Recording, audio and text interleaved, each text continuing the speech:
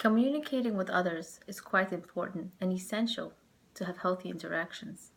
However, sometimes we communicate when we're angry, and we often communicate when we're angry towards our children or for teachers towards their students.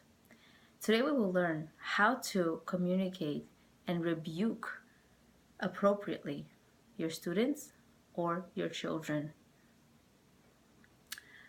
David HaMelech said, Hashem, do not rebuke me in your anger, nor chastise me in your wrath. End quote. This was in Perek Vav, the second Perek. King David asked Hashem not to punish him in anger for any wrongdoings he has done. In other words, when Hashem is angry with him, with those feelings lingering inside Hashem, and we relate to Hashem in the way that we can relate to ourselves so we can understand him better. In other words, David HaMelech is asking, Hashem, don't rebuke me when you are angry with me, when you're not happy with my ways.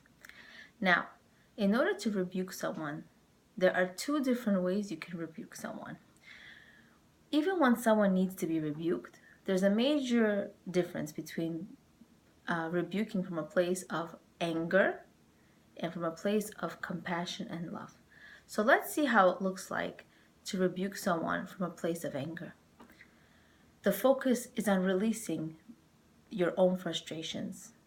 The goal is to release their personal emotional distress. The adult wants to feel better in the situation. Only when they punish the child or the student to a certain degree, they are satisfied with their release of their pent-up frustration. What does the child learn in this situation from this adult? A child learns a highly counterproductive lesson. When someone gets angry, they lose control of what they say and what they do. The child will mimic this pattern of behavior as an adult. As an adult, the child will see that this is normal to do. If my mentor did it, then this must be the right thing to do. The child may overreact when angry and feel justified in doing so because it is this normal thing to do. How many times as mothers, how many times as teachers do we feel that the way we speak to our children in anger, we put weight on them because of the sacrifices that we've made for them, because how much time we spent doing things for them, or even for ourselves, for our own fulfilling our own to-do list. We put weight on them.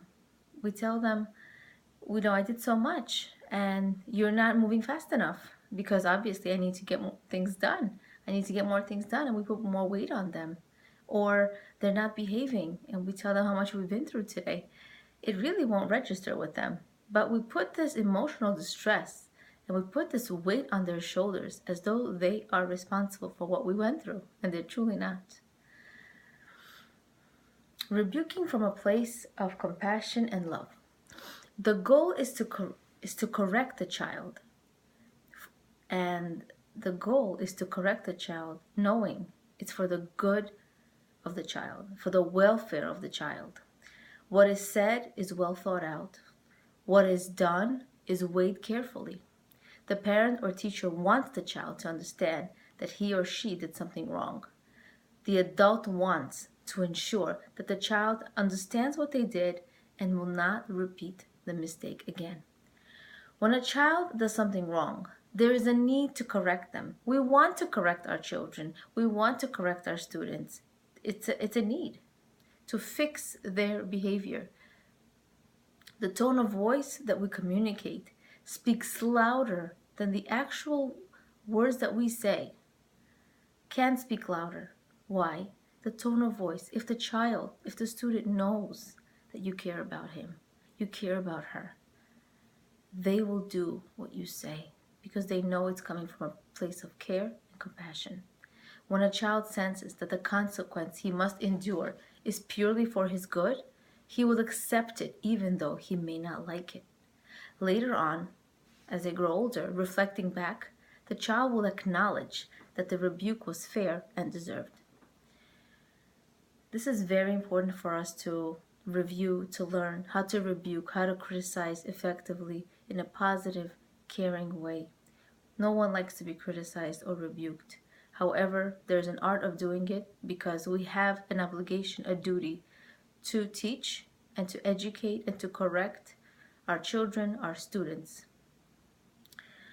May we refrain from rebuking our children, our students in anger. May we measure our words and our actions carefully, exercising compassion and true care towards those we interact with. Leah Abramov, Being and Becoming.